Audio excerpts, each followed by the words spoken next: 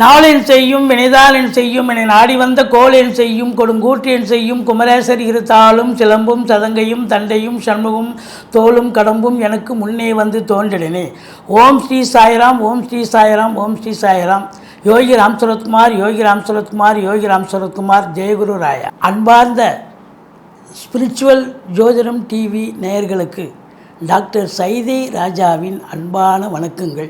நாம் இப்பொழுது இந்த எபிசோடில் தமிழ் மாத பலன், அதாவது கடைசி மாதம் பங்குனி மாத ராசி பலன்களை வாக்கிய பஞ்சாங்க அடிப்படையில் ஒவ்வொரு ராசிக்கும் கிரகங்கள் எப்பேற்பட்ட பலன்களை வழங்கப் போகிறது என்பதை பார்க்கலாம். வாங்க கிரக நிலைகளை பார்ப்போம். இந்த பங்குனி மாதம் 1ஆம் தேதி மேஷத்தில் குரு பகவான், சந்திர பகவான் இருக்கிறார்கள். கன்னியில் கேது பகவானும், மகரத்தில் செவ்வாய் பகவானும், கும்பத்தில் சனி பகவானும், மீனத்தில் சூரியன், புதன், ராகு பகவானும் அமர்ந்திருக்கிறார்கள். இது அன்றைய கிரக நிலைகள். மாறுதல்கள் என்பது உட்பட்டது. அப்போ செவ்வாய் பகவான் பார்த்தீங்கன்னா முதல் 2 வாரம் மகரத்தில் இருக்கிறார். அடுத்த 2 வாரம் கும்பம் சென்று பலன்களை தர இருக்கிறார். அதுபோல் சுக்கிர பகவான் முதல் 2 வாரம் கும்பத்திலையும் கடைசி 2 வாரம் மீனத்திலையும் இருந்து சஞ்சாரம் செய்து பலன்களை தர இருக்கிறார். இதில் சந்திர பகவான் பொறுத்தவரையிலையும் ஒவ்வொரு ராசிக்கு 2.25 நாள் இருந்து இப்போது ஆரம்பத்தில் மேஷத்தில் இருந்தாலும் கடைசியில் பார்த்திங்கன்னா ரிஷபம் வரை, அதாவது 12 கிரக ராசியை கடந்து மறுபடியும் ரிஷபம் பலனை தர இருக்கிறார். இதில் புத பகவானை பற்றி நம்ம ஸ்பெசிஃபிக்காக சொல்ல வேண்டிய ஒரு விஷயம் என்னன்னா, புத பகவான் வக்ர கதியில் இருக்கிறார். ஏற்கனவே அங்கே நீச்ச நிலை, இப்போ வக்ர நிலையில் இருக்கிறார் சொன்னால் அப்போ உச்சம் பெற்ற பலனை தரக்கூடிய ஒரு நிலையில் புத பகவான் இருக்கிறார் என்பது குறிப்பிடத்தக்கது. இந்த பங்குனி மாதத்தில் 2 விசேஷமான ஒரு நாள் அப்படின்னு பார்த்தீங்கன்னா, பங்குனி 11 பௌர்ணமி திதி வருகிறது. அதுபோல் பங்குனி 26 அமாவாசை திதி வருகிறது. இந்த 2 நாளும் ரொம்ப முக்கியமான நாட்கள். மகர ராசி அன்பர்களுக்கு வணக்கம். மகர ராசி காலபுருஷனுக்கு 10வது ராசி. உங்களை பொறுத்தவரையிலையும் பார்த்தீங்கன்னா உத்திராடம் 2, 3, 4 பாதங்கள், திருவோணம், அவிட்டம் 1, 2 பாதங்கள் உள்ளடக்கியது சனி பகவான் ஆட்சி பெறும் வீடு.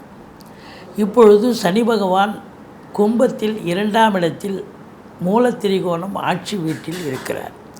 அதாவது இந்த மகர ராசி அன்பர்களுக்கு 7.5 சனி போயிட்டுருக்கு. இந்த 7.5 சனிக்கு சங்கடம் தீர்க்கும் சனி பகவானே மங்களம் பொங்க மனமொய்த்தருள்வாய் சச்சரவின்றி சனீஸ்வர தேவை இச்சகம் வாழ்க இன்னருள் தாத்தா. இந்த சுலோகத்தை சொல்லிங்க, ஓரளவுக்கு தலைக்கு வர்றது தலைப்பாயிட போகும். இந்த 7.5 சொந்த ராசிக்கு இந்த சனி பகவான் இந்த மகர கும்ப ராசிகளுக்கு பெருசாக ஒன்றும் தீய பலன்களை தரமாட்டார்கள். ஏன்னு சொன்னால் இந்த மகர கும்ப ராசி சனி பகவானுடைய ஆதிக்கம் இருப்பதால் உழைப்பதற்கு நீங்கள் அஞ்ச மாட்டீர்கள். உழைப்பை மட்டுமே ஃபோக்கஸ் பண்ணி அதை மட்டுமே நீங்கள் செய்வீங்க. அப்போ உழைப்பை நம்புபவர்கள் மற்ற இதில் ஈடுபாடு காட்ட மாட்டீங்க. அதனால் உண்மையாக உழைக்கக்கூடியவர்களுக்கு இந்த சனி பகவான் என்றைக்கும் தீய பலன்களை தரமாட்டான். அதனால் உங்களை பொறுத்தவரையிலையும் செவ்வாய் பகவான் 4ஆம் இடத்து அதிபதி என்று சொல்லக்கூடிய செவ்வாய் பகவான் 4க்கும் 11க்கும் உடையவர்.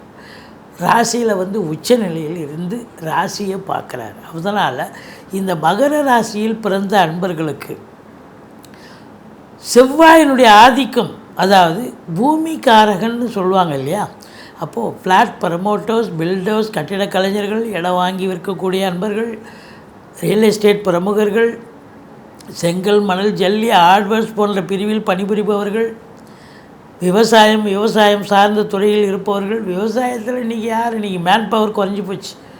ஒரு ஏக்கராவில் இத்தனை பேர் வேலை செய்கிறாங்கன்னா இன்றைக்கி எல்லாம் மிஷின் தானே வேலை செய்யுது. அப்போ மிஷினை இயக்கக்கூடியவர்கள் அப்படின்னு சொல்லலாம்.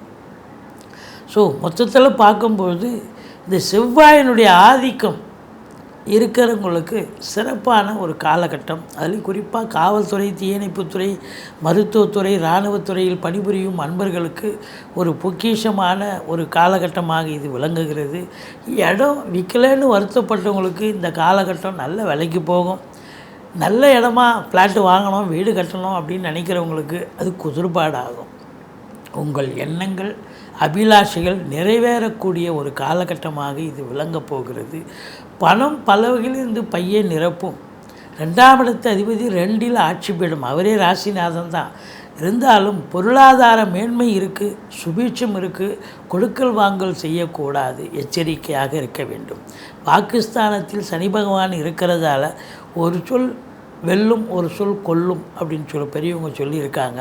அதனால் அவருடைய வீடு ஆட்சி வீடாக இருந்தாலும் சில நேரங்களில் உங்களுக்கு நேரம் சரியில்லாத போது அது கொல்லுன்ற மாதிரி ஸ்டேஜுக்கு வரலாம் இல்லையா? அந்த வார்த்தை தவறாக, அந்த ஒரே வார்த்தையில் பிரச்சனை வரலாம் இல்லையா? அதனால் இந்த ராசி அன்பர்கள் எச்சரிக்கையாக இருக்கணும். பேசுவதில் ரொம்ப விழிப்புணர்ச்சி தேவை அப்படின்னு நம்ம சொல்கிறோம். மற்றபடி உங்களை பொறுத்தவரையிலையும் 2ஆம் இடத்துல சுக்கிரன் இருக்கிறதால நல்ல லட்சுமி கடாட்சம் நிறைந்த ஒரு மாதமாகவும் இது விளங்குகிறது. ஏன்னா அடுத்து 15 நாள் அவர் 3ஆம் இடத்துல உச்சநிலைக்கு போயிடுறாரு சுக்கிர பகவான். ராகு பகவான் வேறு 3இல் இருக்கார். எப்போவுமே இந்த 3ஆம் இடம் ராகு இருந்தால் அதை விட ஒரு சிறப்பு வேறு ஒன்றும் இல்லைங்க.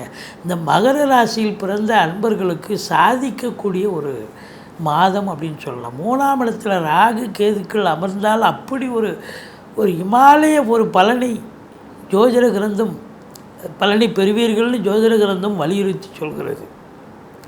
எடுக்கின்ற எந்த முயற்சியாக இருந்தாலும் பெருசாக பிளான் பண்ணுவீங்க. உங்கள் முயற்சி பெரிய முயற்சியாக இருக்கும். சாதாரணமாக ஒரு 5 லட்ச ரூபாய்க்கு கடையை விஸ்தீர்ணம் பண்ணலான்னா ஒரு 50 லட்ச ரூபாய்க்கு கடை வாங்கி விஸ்தீர்ணம் பண்ணுவீங்க. எல்லாம் இருக்கிறத பிரம்மாண்டம் பண்ணுவார். பிரம்மாண்ட நாயகன்னு பேர் அவர். அதனால் இளைய சகோதரர்களுக்கும் உங்களுக்கும் எல்லாம் கருத்து வேறுபாடு வரலாம். மற்றபடி உங்களுக்கு இந்த 3ஆம் இடத்து ராகு உங்களுக்கு எல்லா நிலைகளிலும் அவர் பெரிய ஒரு வெற்றியை தேடித்தரப்போகிறார். தொழில் ரீதியாக, உத்தியோக ரீதியாக, வெளிநாடு போகணும்னு போகிறவங்களுக்கு தாராளமாக நல்ல தகவல் வரும். உங்கள் ஜனனகால ஜாதகத்தை பார்த்துங்க. வெளிநாடு போகணும்னு சொன்னால் கண்டிப்பாக நீங்கள் போகலாம். இது போன்ற காலங்கள் உங்களுக்கு சிறப்பான ஒரு அம்சத்தை தரும் அப்படின்னு சொல்லணும். உங்களை பொறுத்தவரையிலையும் பார்த்தீங்கன்னா இந்த 3ஆம் இடத்துல உங்களுக்கு சுக்கிரன் இருக்கார். வீட்டுக்கு தேவையான விலையுயர்ந்த பொருட்களை வாங்கி மகிழ்வீர்கள். அதே நேரத்தில் 8ஆம் இடத்து அதிபதியும் 3இல் வந்து உட்காண்டிருக்கார். அதனால் உங்களை பொறுத்தவரை அது எல்லாத்துலேயும் நண்பர்கள் மட்டும் இல்லை, உங்கள் உடன் பிறந்தவர்கள்கிட்ட கொஞ்சம் எச்சரிக்கையாக இருக்கணும் அப்படின்னு தான் சொல்கிறோம். மற்றபடி உங்களுக்கு கலைத்துறையில் பணிபுரியும் அன்பர்களுக்கு ஒரு பொக்கிஷமான ஒரு காலகட்டம். ஏன்னா 5க்கும் 10க்கும் உடையவர் இல்லையா சுக்கிரன். அவர் உச்ச நிலையில் இருக்கிறாருன்னு பார்த்தீங்கன்னா, இவ்வளோ காலமாக நீங்கள் வேலைவாய்ப்பு இல்லாமல் வீட்டில் சும்மா இருந்த நீங்கள் இப்போது உங்களை தேடி வரும் வேலைவாய்ப்பு. அதுவும் ஒரு வேலைன்னா அடுத்த நாள் மறுநாள் இன்னொரு வேலையும் தேடி வரும். ரொம்ப சாதாரணமாக ரொம்ப இருந்தவங்க பிஸி ஷெட்யூல் ஆகிடும். உங்களுக்கு ரொம்ப பிஸி ஆகிடுவீங்க.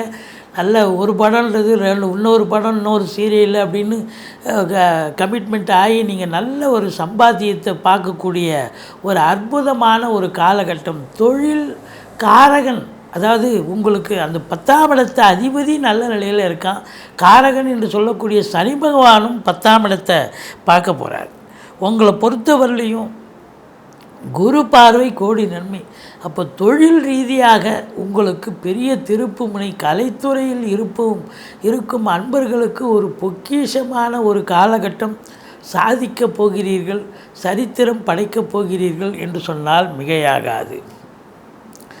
காவல்துறை, தீயணைப்புத்துறை, மருத்துவத்துறை, இராணுவத்துறை, IAS, IPS, IFS அதற்கு நிகரான பணியில் இருக்கும் அன்பர்கள் அத்துணை பேர்களுக்கும் சிறப்பான காலகட்டம். சொந்த தொழில் பண்ணுறவங்க நம்பி கடன் வாங்கி தொழிலில் போடுங்க. தொழில் நல்ல அபிவிருத்தி ஆகும். நல்ல சம்பாத்தியத்தை பார்க்க போகிறீங்க. உங்களை பொறுத்தவரையிலையும் பார்த்தீங்கன்னா 6ஆம் இடத்து அதிபதி 3ஆம் இடத்துல தான் இருக்கார். அப்போ வேலை பார்க்குற இடத்துல உங்களுக்கு கிடைக்கக்கூடிய உங்களுக்கு கீழே வேலை பார்க்குறவங்க இல்லை உங்களுக்கு மேலே வேலை பார்க்குறவங்க எல்லாம் உங்களுக்கு ஆதரவாக அனுசரணையாக இருப்பாங்க. புதுசாக வேலைவாய்ப்புக்காக முயற்சி பண்ணுறவங்களுக்கு வேலைவாய்ப்பு கண்டிப்பாக கிடைக்கும் அப்படின்னு சொல்லலாம். உங்களுக்கு 8ஆம் இடத்தை குரு பார்க்கிறார். திடீர் அதிர்ஷ்ட வாய்ப்புகள் ஒரு சிலருக்கு ஏற்படும். அசிங்கம் அவமானத்தை கொடுக்கக்கூடிய இடம் 8ஆம் இடம். அப்படி இருந்ததால் 8ஆம் இடம் குரு பார்வையில் இருப்பதால் எந்த ஒரு அசிங்கமும் அவமானமும் ஏற்பட்டு விடாது. 9ஆம் இடத்தை 9ஆம் இடத்து அதிபதி புதன் பார்க்கிறார். மீனத்திலிருந்து 9ல் கேது இருக்கார். காரகோ பாவனாஸ்தின்னு சொல்லலாம். இல்லை 9ல் கேது இருந்தால் என்ன ஒரு நிலை அப்படின்னா, தகப்பனுக்கும் உங்களுக்கும் கருத்து வேறுபாடு வரும். தகப்பனுக்கு தாக ஆரோக்கியத்தில் அக்கறை தேவை. வெளிநாடு போகக்கூடிய அன்பர்கள் தாராளமாக செல்லலாம். உங்களுடைய தாஸ்தாவேஜுக்களை சரிவர எடுத்து செல்லுங்கள். மற்றபடி குறை ஒன்றும் இல்லை அப்படின்னு சொல்கிறோம். 10ஆம் இடம் தொழில் உத்தியோகம் சிறந்து விளங்கும். தொழிலில் மேன்மை உத்தியோக மேன்மை கண்டிப்பாக கிடைக்க போகிறது. 11ஆம் வீட்டை சனி பகவான் பார்க்கிறார். மூத்த சகோதரத்துக்கும் உங்களுக்கும் கருத்து வேறுபாடு வரும். கொஞ்சம் அனுசரித்து போங்க. மற்றபடி உங்களுக்கு 12ஆம் இடம் குரு பார்வையில் இருப்பது என்பது மாபெரும் சிறப்புங்க. 12ஆம் இடம் குரு பார்வையில் இருப்பது என்பது மிக மிக சிறப்பு. சாதிக்க போகிறீங்க. அதாவது செலவினங்கள் ஏற்பட்டாலும் சுப செலவுகளே ஏற்படக்கூடிய ஒரு அமைப்பு. அவன் ஒன்றுக்கும் அதாவது இந்த ராசி அப்படின்னாக்கா 4ஆம் இடத்துல உட்காந்துருக்கார். அவர் 4ஆம் இடத்துல உட்காந்து 12 பார்க்குறார் அப்படின்னும்பொழுது உங்களை பொறுத்தவரையிலையும் சொத்து பத்தில் நிறைய இன்வெஸ்ட் பண்ணுவீங்க. வீடு வாங்குவீங்க, மனை வாங்குவீங்க. அப்படி ஒரு நிலை கண்டிப்பாக ஏற்படும். சாதிக்க போகிறீங்க அப்படின்னு தான் சொல்கிறோம். உங்களை பொறுத்தவரையிலையும் இந்த ராசி அன்பர்களுக்கு செவ்வாய் நல்ல நிலையில் இருக்கிறார். சுக்கிரன் நல்ல நிலையில் இருக்கிறார். இதை பொறுத்தவரையிலையும் செவ்வாயினுடைய காரகத்துவம், சுக்கிரனுடைய காரகத்துவம், புதனுடைய காரகத்துவம், பத்திரிகை துறை, மீடியா துறை, எழுத்துத்துறை, ஃப்ளாட் ப்ரமோட்டர்ஸ், பில்டர்ஸ், கட்டிட கலைஞர்கள், சினிமா கலைஞர்கள், டான்ஸ் மாஸ்டரு, மியூசிக்கு டைரக்டரு, வாய்ப்பாடு, அதாவது சிங்கர், இவங்க எல்லாருக்குமே இந்த மாதம் ஒரு சிறப்பான ஒரு மாதமாக விளங்கப் போகிறது. உங்களை பொறுத்தவரையிலையும் 7.5 சனி இருந்தாலும் பயப்படாதீங்க. மற்றபடி உங்களுக்கு சாதிக்கக்கூடிய ஒரு வல்லமை கண்டிப்பாக உண்டு. இந்த மகரத்துக்கு 8, 9, 10 ஆகிய தேதிகள் சந்திராஷ்டம நாட்கள் வர இருப்பதால் ரொம்ப எச்சரிக்கையாக இருங்க. இந்த சந்திராஷ்டமம் அப்படின்னு சொல்லிக்கிங்க. புதுசாக எதுவும் ப்ராஜெக்ட் பண்ணாதீங்க. வழக்கமாக செய்யும் பணிகளை செய்து வாருங்கள். இரவு பிரயாணத்தை தவிர்த்து கொள்ளுங்கள். மற்றபடி வண்டி வாகனங்களில் யூஸ் பண்ணாதீங்க. சந்திராஷ்டம நாளில் நம்ம எப்பவும் அடிக்கடி வலியுறுத்தி சொல்கிறது, ஆஃபீஸ் போனால் கூட சொந்த வண்டி எடுத்துன்னு போகாதீங்க. வாடகை வண்டியில் போங்க. வழியில் ரிப்பேர் ஆனாலும் இன்னொரு வண்டி மாறி போயிட்டே இருக்கலாம். ஆனால் சொந்த வண்டி ரிப்பேர் ஆனால் அங்கே ரிப்பேர் பண்ணி அதை எடுத்துக்கிட்டு போய் அப்புறம் ஆஃபீஸ் போகணும். உங்களுக்கு செலவு ஒரு பக்கம் இருந்தாலும் மன உளைச்சல் ஏற்படும். எச்சரிக்கையோடு இருங்க. மற்றபடி உங்களுக்கு பார்த்தீங்கன்னு சொன்னால் 8ஆம் தேதி, 9ஆம் தேதி, 10ஆம் தேதி சந்திராஷ்டம நாட்கள் வர இருப்பதால் மிகுந்த விழிப்புணர்ச்சியோடு இருங்க. மற்றபடி இந்த மகர ராசியில் பிறந்தவர்களுக்கு இந்த பங்குனி மாதம் கிரகங்கள் அளப்பரிய ஒரு பலன்களை வழங்கப் போகிறது. சாதிக்கப் போகிறீர்கள். சரித்திரம் படைக்கப் போகிறீர்கள். நன்றி. வாழ்க வளமுடன்.